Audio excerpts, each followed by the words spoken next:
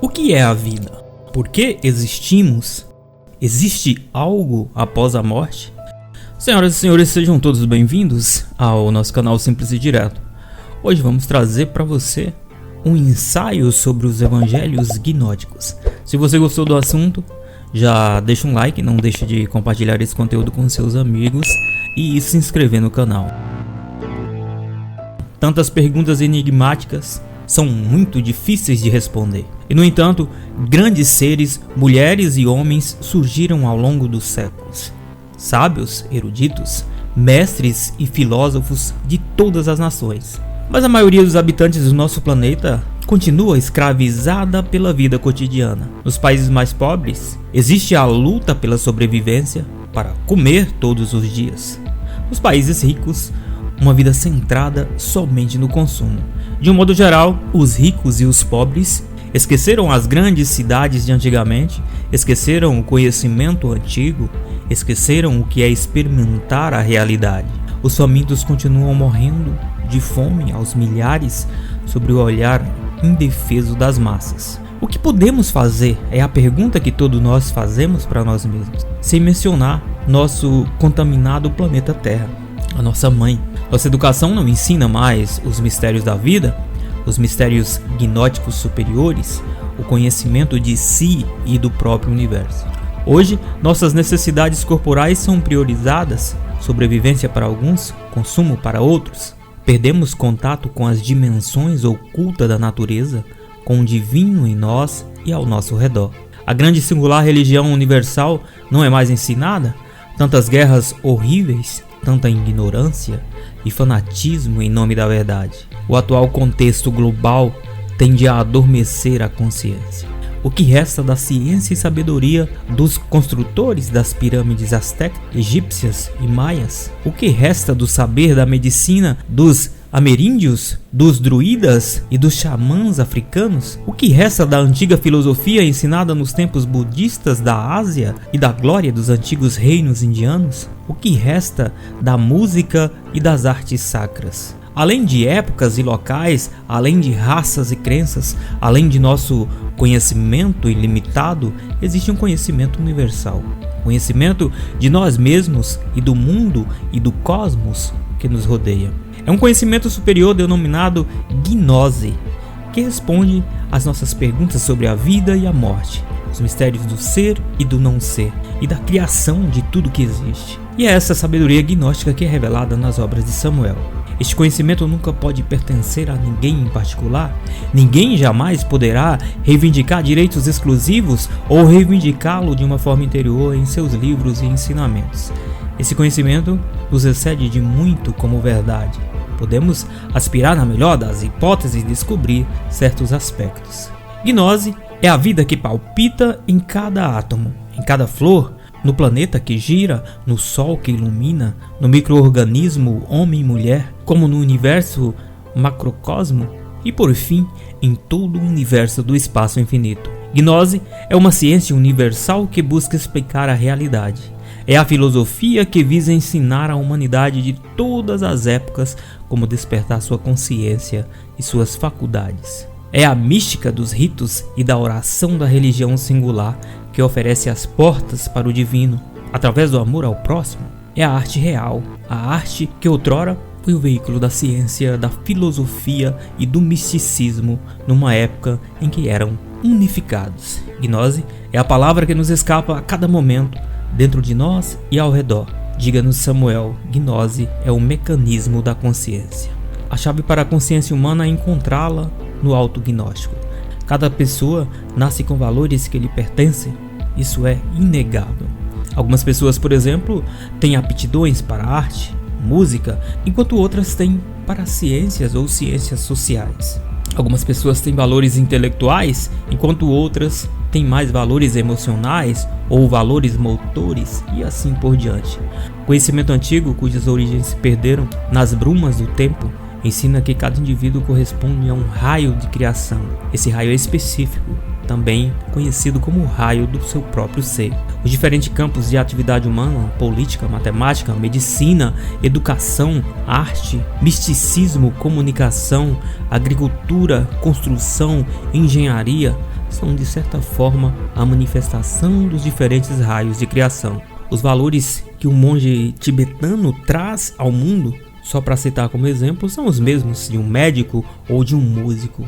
Ninguém duvida disso. Tudo está relacionado ao reino da criação, ao qual o seu próprio ser interior pertence. O que é maravilhoso é que todos os valores de nosso ser surgem no mundo do nosso íntimo à medida que lenta, mas seguramente aniquiladas ao não ser. Isso é, os valores negativos, os defeitos que nos habitam. Uma vez liberada, a consciência desperta não só os valores universais, como humildade, compaixão, amor, inspiração, intuição, inteligência e sabedoria, que florescem em nós, mas também todas as qualidades que correspondem ao raio do nosso próprio ser. À medida que destruímos as energias negativas que correspondem ao eu, ao nosso próprio ego, a consciência desperta e surge a nova verdadeira identidade. Essa é a chave. A ideia de que o despertar leva à perda da individualidade, que nos vem da corrente pseudo-espiritual, e isso é totalmente falsa. Em vez de nos dissolvermos no todo e no nada, de nos fundirmos no nada ou no infinito, pelo contrário, cristalizamos, encarnamos e manifestamos a individualidade do ser. Aqueles que despertam consciência, os mestres da sabedoria, não estão andando com mantos e barbas brancas. Também existem seres autorrealizados que são arquifísicos, químicos e matemáticos, ou que são do raio da política global, da literatura, da arquitetura, da música e de uma série de outras coisas. E nem todos são homens. No meio deles também há muitas mulheres. Cada um deve trazer de suas mais profundas profundezas a sabedoria universal e a sabedoria do raio da criação. Cada um deve produzir o gnose de dentro de si, de sua parte mais divina, do seu ser, se isso é autognóstico. O autognóstico é a revelação autêntica, é o conhecimento inspirado, o flash do gênio, a sabedoria intuitiva das verdades cósmicas, experiências místicas profundas.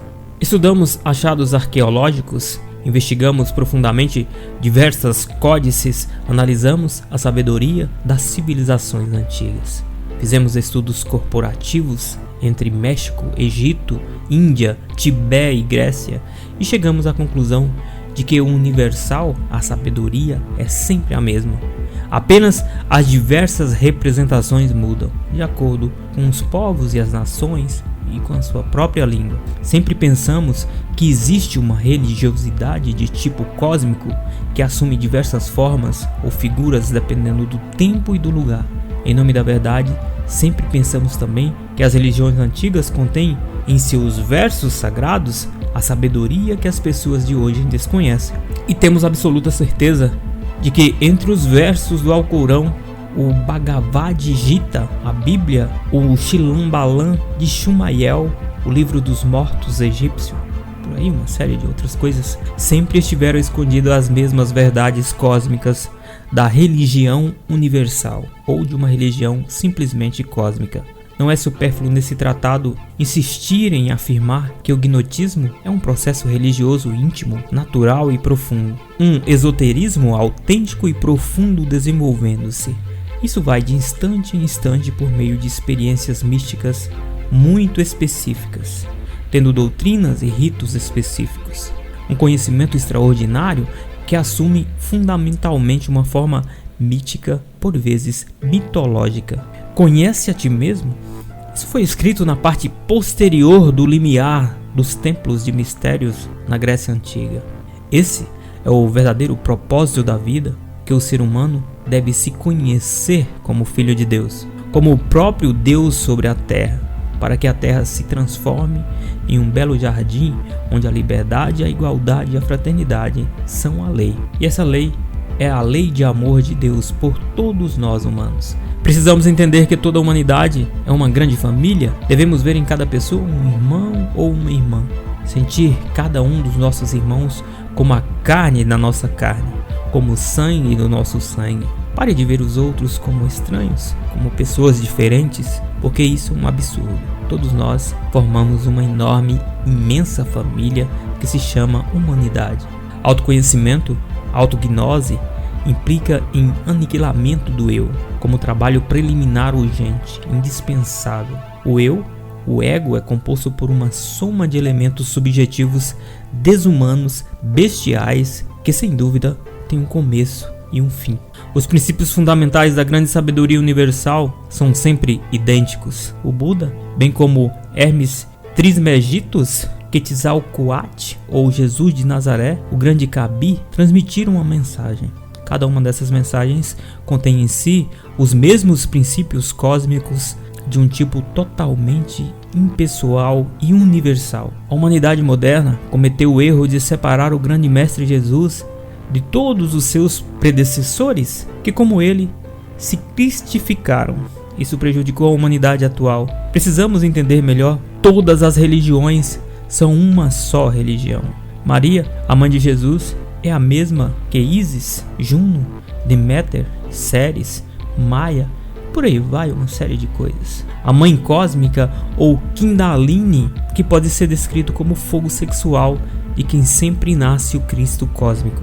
Maria Madalena é igual ao Sâlambo, Matres Star, Astarte, Afrodite e Vênus, como quem devemos praticar magia sexual para despertar o fogo. Os mártires santos, anjos e querubins são os mesmos deuses, semideuses, titãs, deusas, silfos, ciclopes e mensageiros dos deuses das mitologias pagãs. Gnose é a raiz do cristianismo, a chave da vida do budismo, a fundação do Alcorão, a ciência secreta dos sufis, a doutrina secreta do budismo e taoísmo, a magia secreta dos nórdicos, a sabedoria de Hermes, Buda, Confúcio, Maomé, Quetzalcoatl, por aí vai, uma série de coisas. Está dentro da gnose.